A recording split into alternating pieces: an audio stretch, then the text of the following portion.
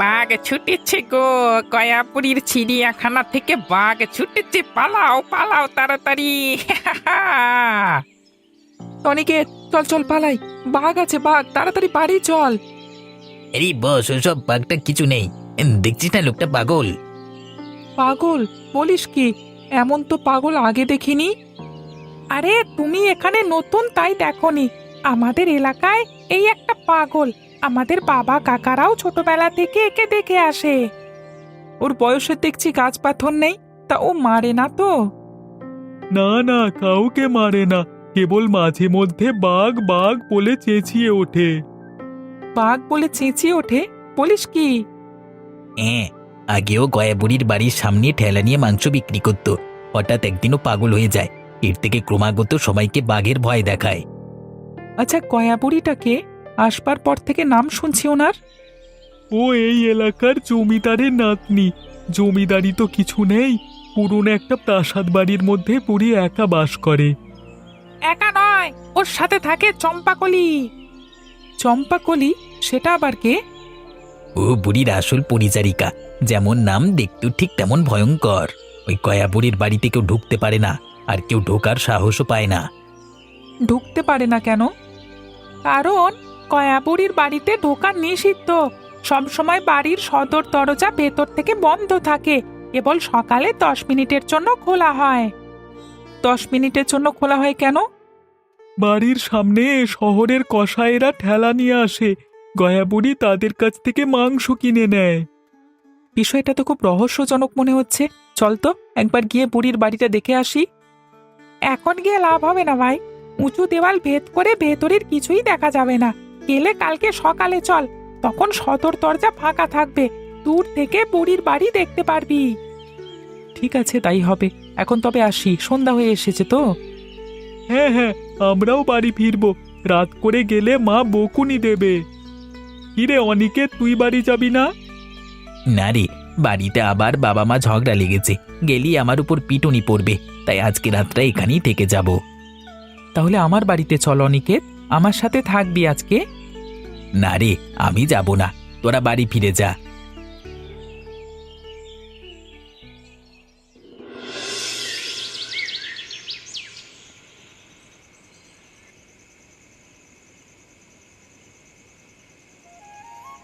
তারপর অর্জুন, কেমন লাগছে নতুন শহর?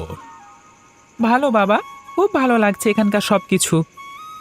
ভালো লাগবে না, এসেই যে বন্ধু জুটিয়ে ফেলেছে। বাহ বাহ, তা কতজন বন্ধু হলো তোমার? এই তো 3-4 জন হলো বাবা। তাদের নাম কি? অলোক, অনিকেত আর জয়ন্ত। বেশ, একদিন ওদের নিয়ে এসো আমাদের বাড়িতে। ঠিক আছে বাবা, আর সবাই কালকে সকালে শহরের অপর পাশে একটা জায়গায় ঘুরতে যাবে।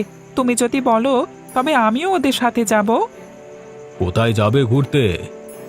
কয়াবুড়ি নামে একটা বুড়ি বাস করে, তার বাড়ি দেখতে। না না, ওই বুড়ির বাড়িতে যাওয়ার দরকার নেই। এখানে আসার পর থেকেই বুড়ির নামে যা তা শুনেছি। আমরা বাড়ির ভেতরে যাব না মা, বাইরে থেকে দেখে চলে আসব। না, তোমার ওখানে যাওয়া নিষেধ। বাবা, তুমি বলো না মাকে। সরোজিনী, ওকে বাধা দিও না তো। এ বয়সেই তোরা অ্যাডভেঞ্চার করবে, ওর যা খুশি তা করুক। এই তোমার আশকারা পেয়ে পেয়ে না ছেলেটা মাথায় উঠছে।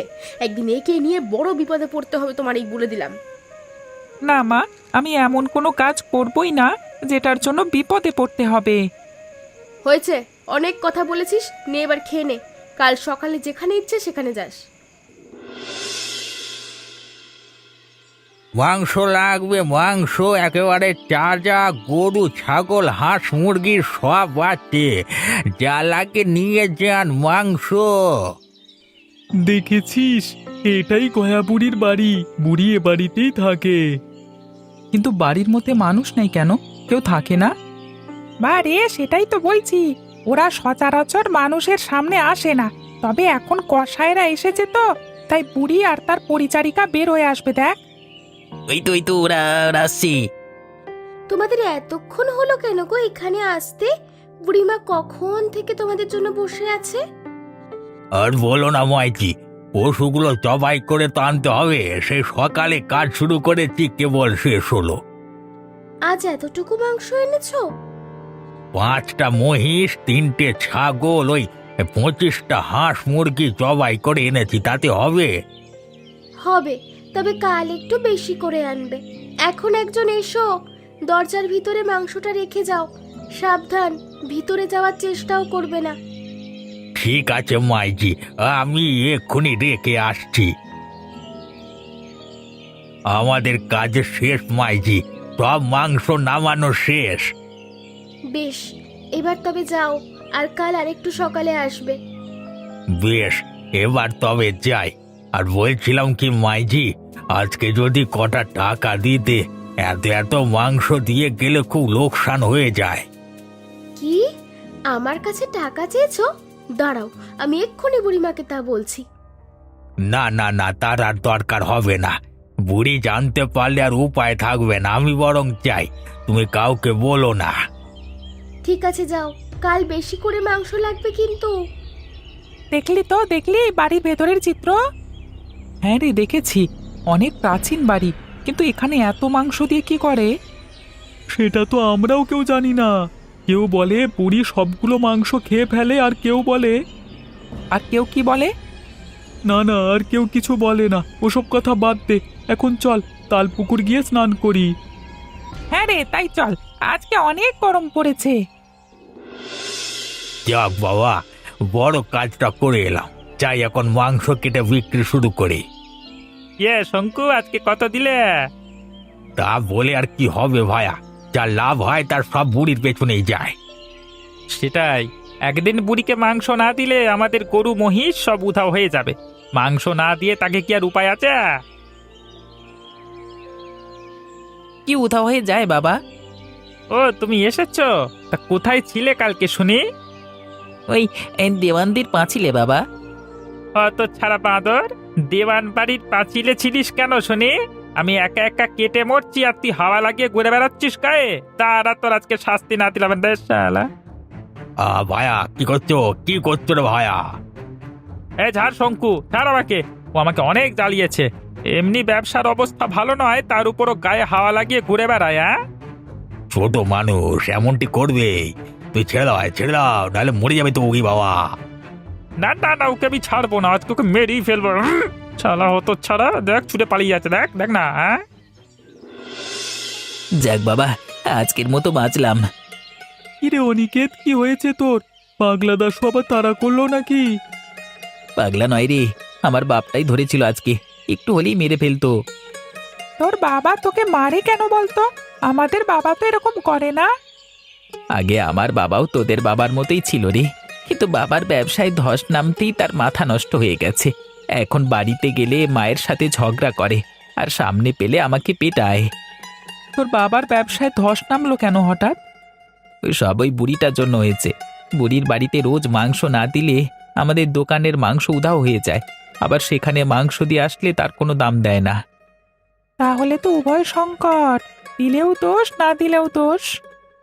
তাই তো বলছি, এসব নিয়ে বাবার মাথা গরম থাকে। এই সমস্যাটা বহুদিন থেকে চলে এসেছে, এটা সমাধান না করলেই নয়। আচ্ছা, একটা কাজ করলে কেমন হয়?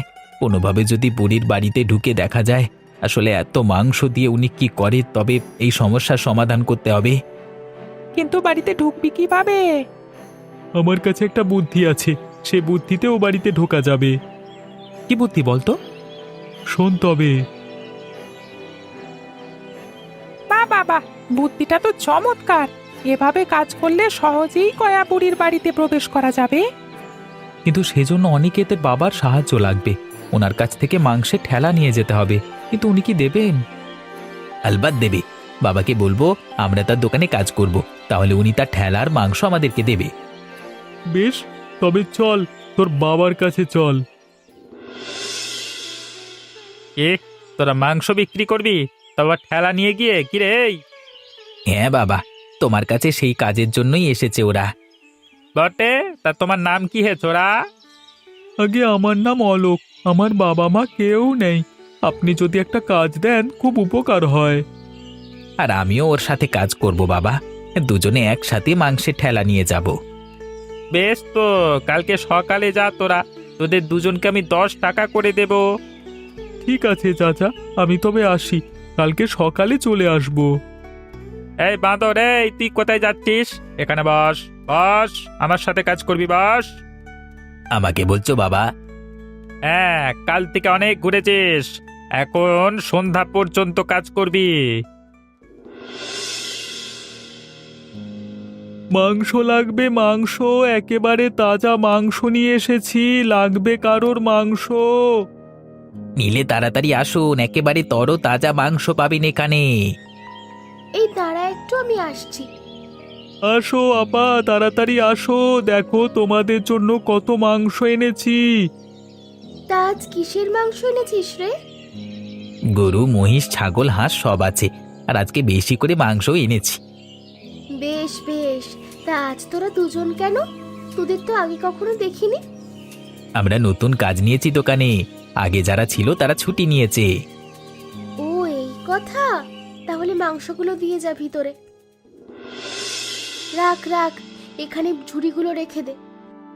এই তোমার ছুরি, 2000 টাকা হয়েছে, টাকাটা দাও। কি বলছিস তুই? কি বললি? আমার কাছে টাকা চাইছিস? মাংস দিলাম, টাকা নেব না? 1 টাকাও পাবি না তুই। ভালোই ভালো এখান থেকে বিদায় হ বলছি। আর তোর মালিককে বলবি আর কখনো যেন তাদেরকে না পাঠায়, তা না হলে কিন্তু সর্বনাশ হয়ে যাবে। চল অলোক, এখানে কথা বাড়িয়ে লাভ নেই, আমরা চলে যাই। শয়তান ছেলে, বিনামূল্যে মাংস দিয়ে আবার টাকা চাইতে এসেছে। ওগুলোকে আর একবার পাই, একেবারে ঘাড় মোটকে দেব। যাই, এখন বাজে সময় না নষ্ট করে বুড়িমাকে নিয়ে আসি, উনি মাংসটা দেখে যাক।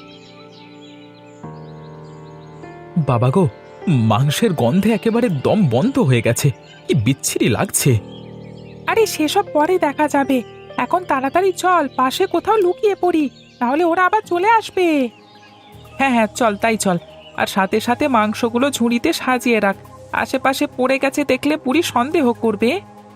তাই করছি। কোথায় কোথায় মাংসগুলো? ওই তো উঠোনেই আছে। এই অর্জুন, তাড়াতাড়ি চল, পুরিটা আসছে।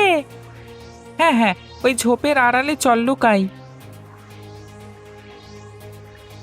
দেখো বুড়িমা, আজকে কতটুকু মাংস পাঠিয়েছে। বুড়ি, সে কি, মাংস তো অর্ধেক দেখা যাচ্ছে ঝুড়িতে।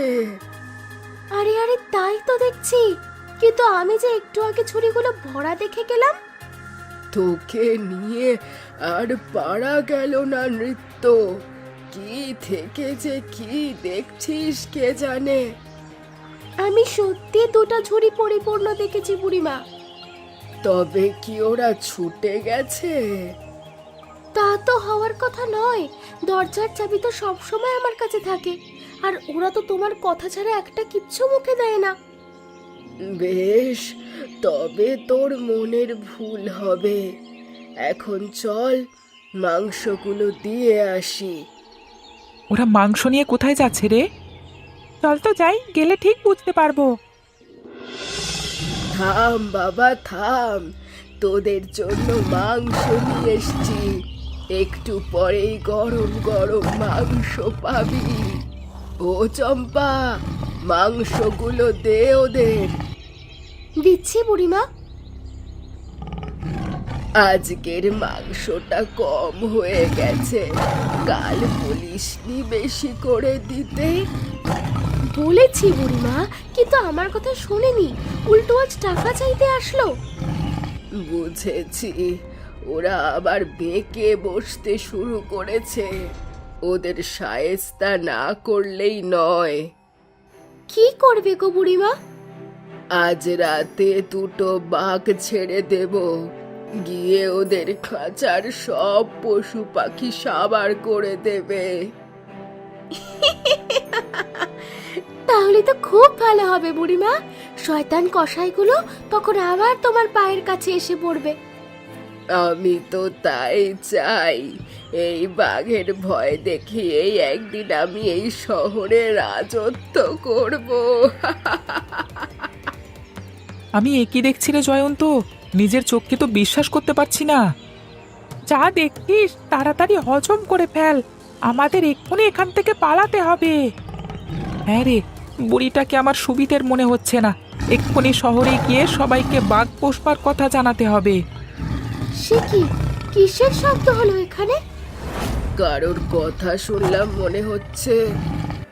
না তো, ওই পাত্রটি পড়ে গেছে, হয়তো বাতাসে।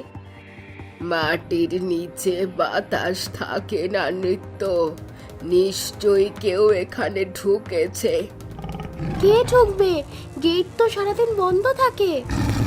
মাংস দেওয়া ছেলেগুলো নয় তো? না না, ওরা সেই কখন চলে গেছে। বেশ, চল তবে।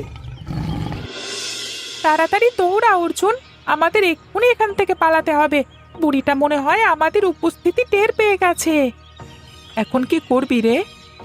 পালানো ছাড়া আর কোনো উপায় নেই। তাহলে চল এখান থেকে বের হয়ে যাই।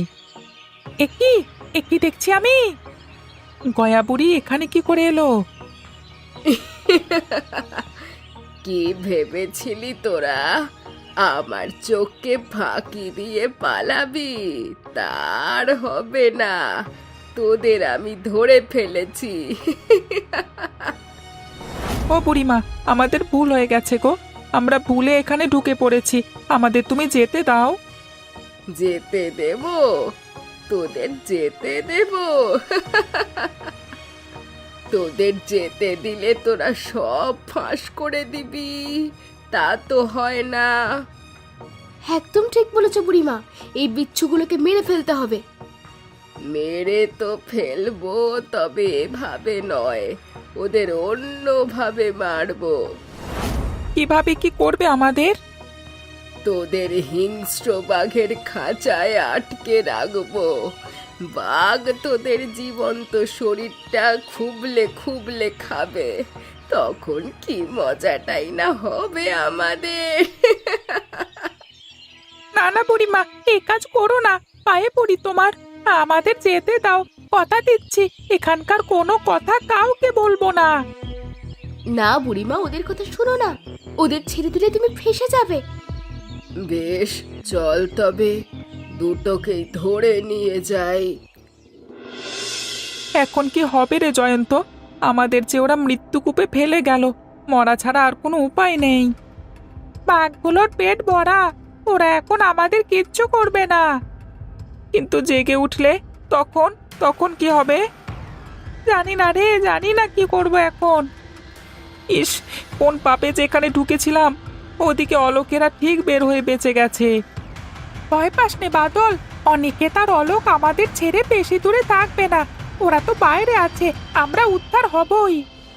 কিন্তু ওরা কিভাবে এখান থেকে উদ্ধার করবে? ওরা কি জানে আমাদের কথা? কি জানি, তবে এতক্ষণে নিশ্চয়ই আমাদের খুঁজতে শুরু করে দিয়েছে। জয়ন্ত দেখ, ঘুমন্ত বাঘটা নাড়াচাড়া করছে, এক্ষুনি ওটা জেগে উঠবে, তারপর আমাদের খেয়ে ফেলবে নাকি। ভয় পাস নে অর্জুন, ভয় পাস নে, ও কিচ্ছু করবে না। হ্যাঁ রে অলোক, সন্ধে হয়ে গেল, এখনো ওদের কোনো সারা শব্দ পাওয়া যাচ্ছে না। ওদের কোনো বিপদ হলো না তো? আমিও সেই ভয়টাই পাচ্ছি অনিকেত, ওদের ভেতরে পাঠিয়ে ভুল করলাম নাকি? না না, আর দেরি করা ঠিক হবে না। আমাদের এক্ষুনি ওদের উদ্ধারের ব্যবস্থা করতে হবে। চল চল, আবার বাড়ির ভেতরে ঢুকি, চল। বাড়ির ভেতরে ঢুকবি কি করে তুই? চারিদিকে যে উঁচু পাঁচিলে ঘেরা। পাঁচিল টপকে ঢুকবো? এত বড় পাঁচিল টপকাতে পারবো তুই আমি? হ্যাঁ, আমার বন্ধুদের জন্য পারতেই হবে। শোন, তুই আমাকে উঠতে সাহায্য কর, আমি ওপাশে গিয়ে সদর দরজা খুলে দেব, তুই তখন ঢুকে যাবি। বেশ, তবে আমার কাঁধে চড়ে ওঠ। হ্যাঁ গো বুড়িমা, রাত তো হয়ে গেল, বাঘগুলোকে ছাড়বে নাকি? ছাড়তে তো হবেই, ওই কসাইগুলোকে শায়েস্তা না করলেই নয়। তাহলে চলো এক্ষুনি ছেড়ে দিয়ে আসি, এতক্ষণে বাঘ নিশ্চয়ই ওদের সাবার করে দিয়েছে।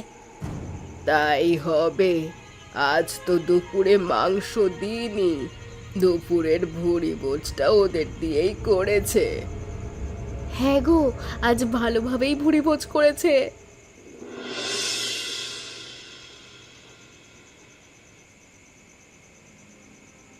হ্যাঁ গো, তুমি বসে আছো, ওদিকে আমি চিন্তায় অস্থির হয়ে যাচ্ছি।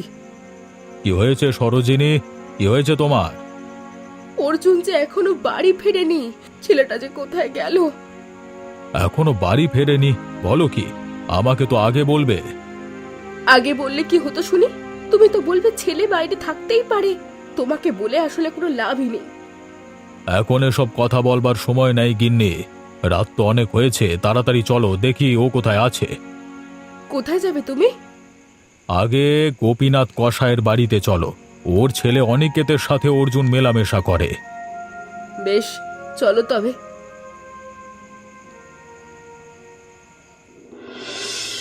আহা, কি দারুণ মাংসের পচা গন্ধ চারদিকে। মনে হচ্ছে ছেলেগুলোর মাংস পচতে শুরু করেছে। বাঘগুলোকে ছেড়ে তাড়াতাড়ি পরিষ্কার করে ফেল, ওরা নোংরা থাকতে পছন্দ করে না। কিন্তু এ কি, এসব কি দেখছি আমি? কেন রে, কি হয়েছে? ওই দেখো, ছেলেগুলো জীবিত আছে। হায় হায়, তাই তো দেখছি, ওরা যে মরেনি। আর আমার পোষা বাঘের এ কি অবস্থা, দুটোই ওদের পায়ে পড়ে আছে কেন? ও বুড়িমা, এমনটা তো কখনো দেখিনি। বাঘ কখনো মানুষ খায় না, তা আবার হয় নাকি? ওই ছেলে, তোরা কারা রে? তোরা মানুষ নাকি ভূত? আমরা মানুষই, কিন্তু তোমার বাঘ আর কখনো কিছু খেতে পারবে না বুড়ি। ওদের খাবার পথ আমরা বন্ধ করে দিয়েছি। কি করেছিস? কি করেছিস আমার বাঘগুলোকে? ঘুমন্ত অবস্থায় ওদের গলায় হাড্ডি ঢুকিয়ে দিয়েছি। গলার ব্যথায় ওরা আর কিচ্ছু মুখে দিতে পারছে না। কি, তোরা এই কাজ করেছিস? তোদের আমি আজকে মেরেই ফেলবো। সে সুযোগ আর নেই বুড়ি, ওদের মারবার আগে তোমার সময় হয়ে যাবে। সে কি, তোরা যাসনি? এতক্ষণ এই বাড়িতেই ছিলি? আমাদের বন্ধুরা যে এই বাড়িতে বন্দি, আমরা কি আর এখান থেকে যেতে পারি? হায় হায়, এ কি হলো আমার? আমার সাজানো গোছানো সব পরিকল্পনা ভেস্তে গেল। না না না না, এ হতে পারে না, আমি হতে দেব না। এই ছেলেরা, তোরা আমাকে ছেড়ে দে। আমি তোদের রাশি মোহর দেব, এত কিছু দেব যে সারা জীবন খেয়েও ফুরোতে পারবি না। তোমাকে এত সহজে ছাড়ছি না বুড়ি। তোমায় ছেড়ে দিলে আবার এ কাজ করবে। আর মেরে ফেললে তো সমস্যা নেই, এ বাড়ির সবকিছু তো আমরাই নেব। হ্যাঁ, ঠিক বলেছিস। না বন্ধু, ওদের আমরা কিচ্ছু করব না। ওদের বেঁধে শহরে নিয়ে যাব। শহরের মানুষগুলোকে ওরা অনেক ভয় দেখিয়েছে, ওদের বিচার মানুষ করবে। তাহলে চটপট ওদের বেঁধে ফেল, অনেক রাত হয়েছে, বাড়ি ফিরতে হবে যে। ছি ছি ছি ছি ছি, ও বাড়িতেই দুষ্টু বুড়ি তাহলে এ কাজ করেছে? হ্যাঁ, এতদিন এই বাঘ দিয়ে আমাদের গরু ছাগল খাইয়েছে। যাক বাবা, আমাদের ছেলেগুলো অবশেষে ওদের ধরতে পেরেছে, তারিফ না করলেই নয়। ওই 4 বালককে আমরা শহরবাসী পুরস্কার দেব, কিন্তু এদের কি করবে? বাঘ শুদ্ধ ওদের পুড়িয়ে মারলে ভালো হবে। অনেক জ্বালিয়েছে আমাদের, এবার মজা বুঝবে। না না না, তার কোনো দরকার নেই। আপনারা আইন নিজের হাতে তুলে নেবেন না। তাহলে কি করতে বলছেন মশাই আপনি? ওদের পুলিশে দিন, আদালত ওদের বিচার করবে। আর বাঘগুলোকে কি করবেন মশাই? ওগুলোকে কি আদালতে তুলবেন? না, বাঘ হলো বন্য প্রাণী, ওরা নিজে থেকে এখানে আসতো না, যদি বা বুড়ি ওদের ধরে না আনতো। তাই ওদের জঙ্গলে ছেড়ে দেওয়াই ভালো কাজ হবে। বাবার কথাই ঠিক, আমরা বাঘ জঙ্গলে ছেড়ে দেব আর বুড়িকে দেব হাজতে। বুড়িকে হাজতে দাও, হাজতে ভরে দাও বুড়িকে, হাজতে ভরে দাও বুড়িকে। বেশ, সবাই যখন বলছে বুড়িকে হাজতে পাঠানো হবে, আর সেই সাথে এই 4 বালককে আমি 10,000 টাকা পুরস্কার ঘোষণা করছি। ওরা ওই দুষ্ট বুড়ির উৎপাত থেকে আমাদের বাঁচিয়েছে। একদম ঠিক বলেছো দাদা। ওই বুড়ির বাড়ির সামনে মাংসের ঠেলা না নিয়ে গেলে কখনো বুঝতে পারতো না, মানে ধরতে পারতো না ওরা। আর আমরা বুড়ির হাত থেকে বাঁচতে পারতাম না। কিন্তু কাজটা ওদের মোটেও ঠিক হয়নি। আজ যদি কোনো বিপদ হয়ে যেত? সেটা অবশ্য তুমি ঠিক বলেছ গিন্নি, এটা বেশি বাড়াবাড়ি হয়ে গেছে। কোনো ছেলেরা আজকে থেকে এমন বিপজ্জনক কাজে যাবে না, আর যে কাজই করবে বড়দের বলে নেবে, বিশেষ করে আমাকে জানিয়েই যাবে। ঠিক আছে চাচা, এখন থেকে আমাদের সব গোপন কাজ সম্পর্কে আপনাকে জানাবো। এই তো লক্ষ্মী ছেলের মতো কথা। এখন সবাই আমার বাড়িতে চলো, অনেক ধকল গেছে তোমাদের উপর। পেট ভরে খেয়ে তারপর নিজেদের বাড়িতে যাবে। হ্যাঁ হ্যাঁ, তাই চলো সবাই।